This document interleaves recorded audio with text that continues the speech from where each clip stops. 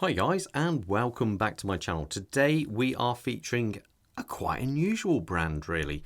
Now if I was to say to you guys Victorinox, you would generally think of the Swiss Army knife as it's most commonly known as. It's one of those things, you know, we've all had one. It's kind of a cool bit of kit. But I didn't realise they also make watches. And I seen this and I just thought it's quite a funky watch. It may not be one which will turn as many heads, but I think, you know, because of its name, but I actually think the watch is very, very cool. And again, a little bit different. As we all know, if you follow me on this channel, I do like brands which are a little bit more unusual. And this, let's face it, it doesn't get more unusual than this really. Victorinox watches. Turns out I've been making them since '89 and I didn't even know. But there you go. Anyway, before I get into this review, I've got to say a massive thank you to the team over at First Class Watches for allowing me to review this piece. They've got lots of interesting and unusual brands, along with the normal kind of headliners you normally see. So I'd strongly recommend, if you're in the Midlands area, popping into their shop in Kenilworth High Street. If you're a little bit further afield, don't worry, I'll leave a link in the description below and at the bottom of the page now. All I ask is that you please mention the channel if you contact them. So anyway, let's talk about this one here. This is their Dive Pro Automatic, and it's available in a whole host of different colours, but this one really grabbed my attention. And to be fair, it's on sale at the moment. I believe they want less than £1,000, I think, for us, which is insane, being it's the next demo model. But anyway, let's talk sizes. We are talking 43mm by a thickness of, I think it's 14.5, and a look to look, it is large. I'm not going to lie, it's 53mm. The strap size on this is 21mm. Now, the dial itself, the dial I think is quite cool on this. The simple fact is there's quite a bit going on, but it's kind of done quite nicely. But the fact, every time you look at it, you notice more features it. Just looking at the dial itself, you can see we've got these serrations, well, grooves going across here, which also go across to the date window and the hour marker there. Then you have this circular one going on, and obviously then it spans out to where the hour marks are. Now they look to be set in to these, it's either set in or it could actually be a sandwich style. I'm not 100% sure there. And then you have this raised up chapter ring there. One thing I would say, it's got a good amount of lume on it and a multi-lume as well, which looks great. Now the hands, let's face it, they are quite cool because you have this emergency style second hand going on there with its lume pip, but then you've got these rather interesting, and you know, I can only say I've only ever seen them on this watch, which makes it very cool. You've got the standard pointer, but then you've got this part linked onto it there in orange, and it looks really quite, it looks different. You have to look at it a second time to realize it's there and how it works, and you don't notice it so much, but it's also the same on the hour hand over here. You can actually see it's connected there, and it looks really good. I love how they put their shield up here as the 12 o'clock marker. I think it makes this watch truly their own, which is very cool. Now, we have their script going along the top there, professional diver, automatic, and the anti-magnetism, it says there. This, after all, is a certified ISO diver standard watch, which is quite a cool thing. And it obviously, being them, it is Swiss made. Now, as we come past that, the crystal looks to be flat, and it is actually below the actual bezel. Now, if you are to put a watch down, flat down onto a surface, it means you're not going to touch the actual crystal there. So, you know, it's kind of one of these things where you can see it's definitely got AR coating on there.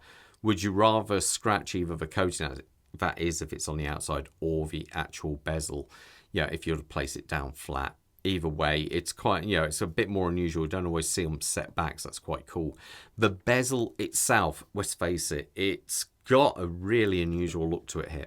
You've got, what is it, like a hexagon going along on the inside there, I love the markers they have here.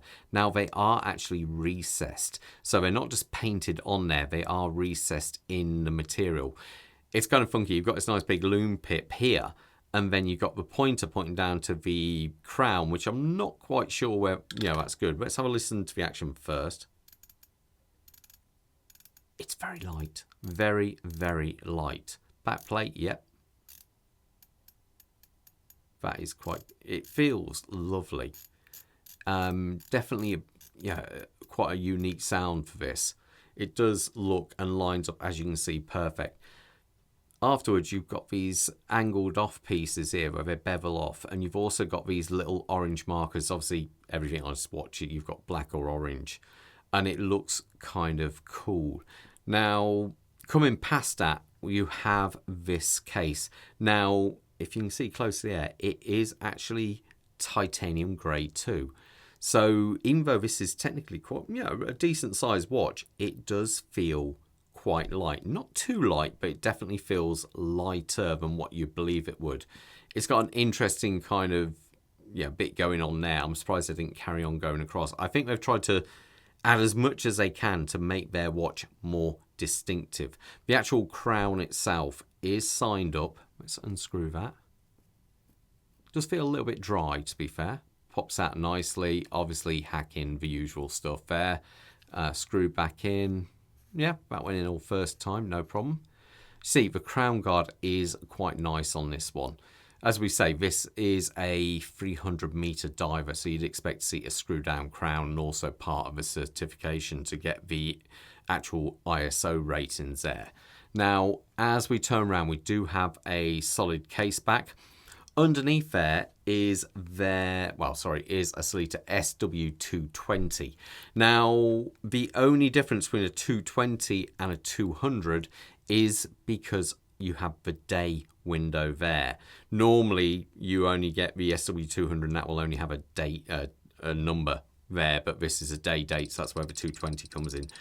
I put this one on the Timegrapher, and I think it came in at -1. A little bit unusual to have minus, but that was in the position I had it. So it's got about, I think it's about 26 joule, coming up to about 40 hours of power reserve. So it looks like they have actually regulated this, or they put a top grade in there. So they've done a nice job of that. Now, as we come past that, we have this orange strap going on here. I believe there are a few different options. The one at first class watches, this one, obviously you don't have the option, you only have this one. But to be fair, it's quite, it's quite supple. If you can see it, I can pull that, and it's got a nice bit of movement on those actual parts there. And you do got quick release going on there. So overall, it's quite nice. The actual clasp is titanium as well, and it is marked up. I think it's a bit more of an unusual watch. It's not going to be for everyone, but I like it. One thing I should also say is that they actually guarantee they put a 5-year warranty on these watches. So even though they're technically sort of a newish, it's not a brand you'd heard of, it does carry a very good warranty with it. So you shouldn't have any problems with this at all. Let me put it on my wrist so you've got an idea how it looks. Quick wrist check. I'm wearing my Zin GSG9 EZM2, the original oil-filled watch, and I love this watch. It's my first ever Zin, and I love it to pieces. And Bob has the Larco Mojave. Now, as you can see, I went for two watches, very, very kind of similar colour themes to it, but I thought, what the heck, I quite like that. I'm a massive fan of the Larco, as I own the smaller version, and I seen this, and I just thought, yeah, let's have a look at it. I believe the original RIP price of this watch is £1,500. And to be fair, I think that's completely valid. But being that this is an X-Display model, I think they've got it advertised at £1,000, but they always have make me an offer. Now, my wrist size is 7¼ inches or 18.5 centimeters. And I think it looks great. I think it's one of those watches. It does look very, very cool. If you're a person who just, who appreciates watches and doesn't necessarily have to have the flashiest names, this is a very cool watch and something which would stand out from all the others. Anyway, guys, let me know what you think of this one, and most importantly, you stay safe out there. Take care. Bye.